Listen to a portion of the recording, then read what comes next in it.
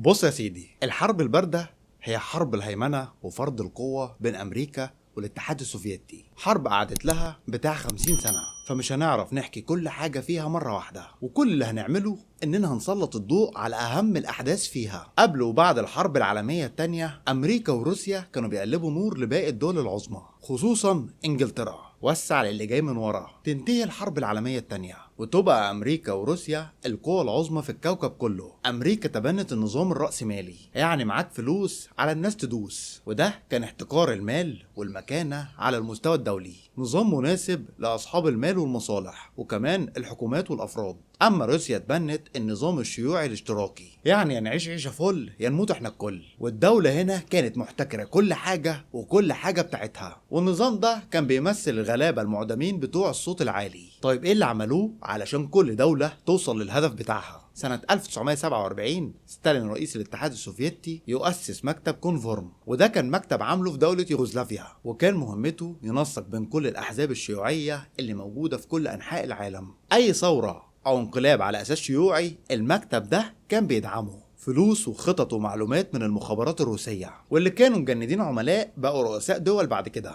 لكن يموت ستالين ويتحل المكتب سنة 1956. سنة 47 هنري ترومان كان رئيس أمريكا، وده اللي ضرب اليابان بالقنابل الذرية. هنري جه في خطبة وخدته الجلالة، وقال إن أمريكا لازم تساعد أي حد علشان تصد أي خطر عليها، خطر مباشر أو غير مباشر، وده اللي سماه سياسة الاحتواء. وراح صارف 400 مليون دولار ساعتها. الفلوس دي حطها في حربين 3 لدول تانية. حكومات أمريكا صرفت مليارات بعد كده، وده كان في حرب دايما أطرافها واحد تبع روسيا وواحد تبع أمريكا. سنة 47 أمريكا تعمل مشروع زي مكتب روسيا، المشروع اللي اتسمى بمشروع مارشال، وده كان نسبة لجورج مارشال وزير الخارجية الأمريكي وقتها، واللي كان رئيس هيئة أركان الجيش الأمريكي في الحرب العالمية التانية. الهدف المعلن من المشروع ده هو إعادة إعمار أوروبا، بما فيها الدول اللي كانت تحت سيادة الاتحاد السوفيتي، وكمان دخل معاهم اليابان بالمرة. أما الهدف الغير معلن هو منع المد الشيوعي الروسي، خصوصا في اليابان وأوروبا. وهنا أمريكا صرفت ما يقارب 13 مليار دولار في أوروبا لوحدها، وده كان تحت اسم منظمة التعاون الاقتصادي الأوروبي. طبعا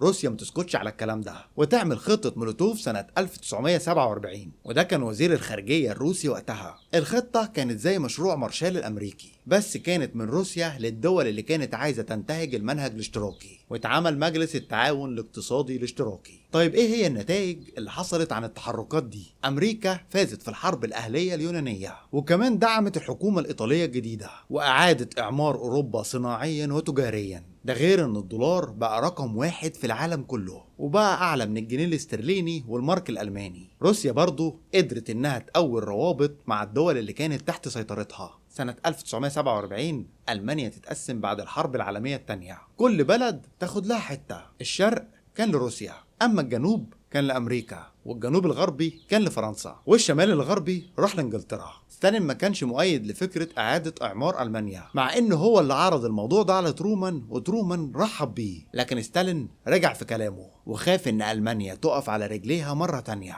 ألمانيا لو وقفت على رجليها ممكن ترجع تحاربه. ستالين عمل حصار عسكري على غرب برلين علشان يمنع دخول أي مساعدات غربية، كان منع دخول أكل أو شرب أو علاج أو أي حاجة تانية. أمريكا واللي معاها عملوا جسر جوي، وده لدخول المساعدات لبرلين الغربية وفك الحصار اللي عليها. الشعب الألماني عمل مظاهرات ضد ستالين واللي استجاب ليها ورفع الحصار عن برلين سنة 1949. سنة 49 أمريكا تجمع كام دولة حواليها، فرنسا وإنجلترا وكندا، وقالت ليهم تعالوا نعمل اتفاقية، حلف تعاون عسكري ضد التمدد الشيوعي، واللي سموه بعد كده بحلف الناتو. الحلف اللي بدأ يضم كل شوية دولة لحد ما قامت حرب روسيا وأوكرانيا، وده علشان كانت أوكرانيا عايزة تخش حلف الناتو. روسيا خافت من القلق اللي هيعمله حلف الناتو على حدودها. المهم روسيا وقتها ما تسكتش كالعادة، وتعلن المنطقة الشرقية من ألمانيا دولة مستقلة وتسميها جمهورية ألمانيا الديمقراطية، وبعد كام سنة تجمع الدول اللي تحت سيادتها وتعمل حلف عسكري وتسميه حلف وارسو، وده يبقى الرد على حلف الناتو. أصحاب الفكر الاشتراكي كانوا أساتذة في الكتابة، قدروا إنهم يقنعوا الشعوب بالاشتراكية الماركسية.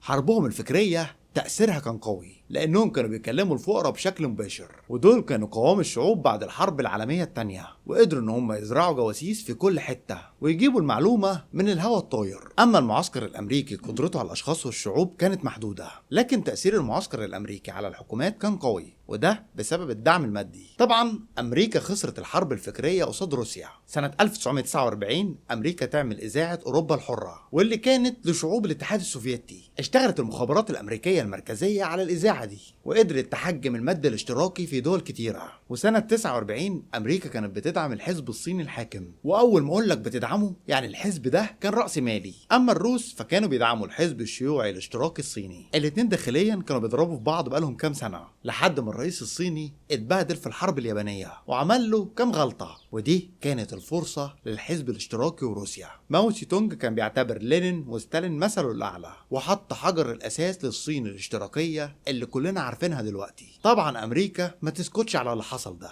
صرفت فلوس وجيوش وأسلحة علشان ترجع تسيطر على الصين مرة تانية، لكن الصين تفضل زي ما هي.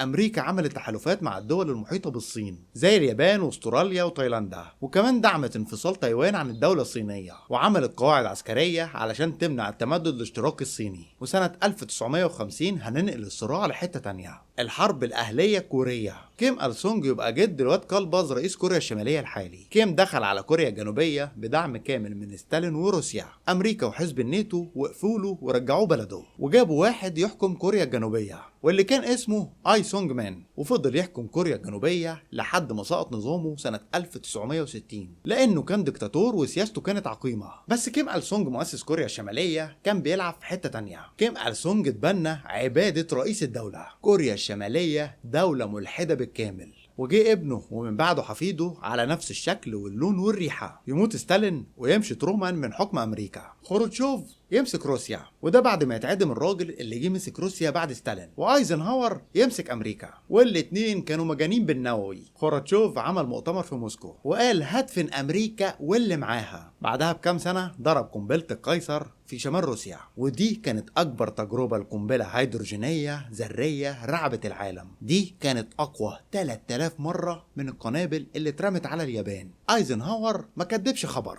ايزنهاور يضاعف الانفاق العسكري على السلاح الذري، والعالم كله بقى مستني الحرب العالمية الثالثة، وده يخلي أمريكا تحافظ على سيطرتها على الشرق الأوسط، خصوصا سنة 1956 وقت العدوان الثلاثي على مصر. روسيا ما قدرتش تتدخل بالرغم من دعمها لجمال عبد الناصر وقتها. سنة 1956 الشعب المجري يعمل ثورة على حكومته، الحكومة اللي كانت تابعة للاتحاد السوفيتي. الحكومة الجديدة أعلنت عدم التبعية للنظام الاشتراكي. خروتشوف بعت جيشه واعتقل 200,000 مواطن مجري، وأعدم القائد بتاعهم قصاد أمريكا وأتباعها. وسنة 1957 يبتدي سباق الفضاء بين أمريكا وروسيا. ابتدت العملية بعد تطوير الصواريخ العابرة للقارات واللي كانت تقدر توصل لأي مكان في العالم. الروس طوروا الصواريخ دي للخروج من الغلاف الجوي، وقدروا يبعتوا الكلبة لايكا للفضاء الخارجي، وده كان حديث الساعة وقتها. ومن بعدها أمريكا تطلع شمبانزي، وبدأت الحرب الإعلامية والغزوات الفضائية، أقمار صناعية ومسابير فضائية، ده غير الاكتشافات الفضائية اللي الإنسان ما كانش يعرف عنها أي حاجة،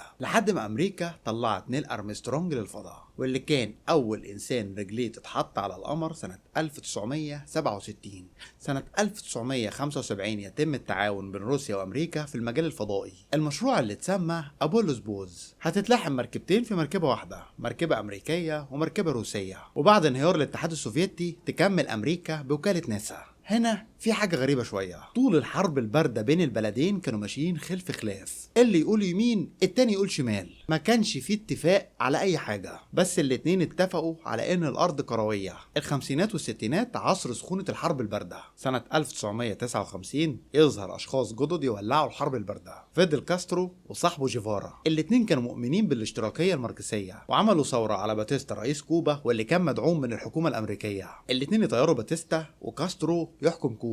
امريكا ما تسكتش، خصوصا ان كوبا جنبها. امريكا دخلت حرب خليج الخنازير، وكمان عملت حظر اقتصادي على كوبا. روسيا دخلت على الخط هي كمان، عملت اتفاق مع كوبا ان هم يحطوا قواعد صواريخ روسية فيها علشان يقدروا يضربوا امريكا منها. امريكا عززت قواتها في تركيا وايطاليا وحطت فيهم 100 صاروخ ذري. خلاص كده العالم شكله داخل على حرب كبيرة. لكن جون كينيدي يقرر انه يهدي اللعب شويه. الروس هم كمان شالوا الصواريخ بتاعتهم من كوبا، وده كان اكبر انتصار دبلوماسي دولي لامريكا، وفيدل كاسترو هو الوحيد اللي خد على قفاه في القصه دي. سنه 1961 الناس بدات تهرب من المانيا الشرقيه لالمانيا الغربيه. طبعا المانيا الشرقيه كانت تحت الاداره الروسيه، اما المانيا الغربيه كانت تبع امريكا. روسيا قررت انها تبني جدار برلين، وده كان سور محصن بيقسم المانيا، ودي كانت اطول ازمات الحرب البارده بين روسيا وامريكا، واللي انتهت سنه 1989 لما تهد جدار برلين وندخل في حروب العالم الثالث اللي البلدين وقفوا وراها. دي كانت حروب كتيره مات فيها ناس اكتر،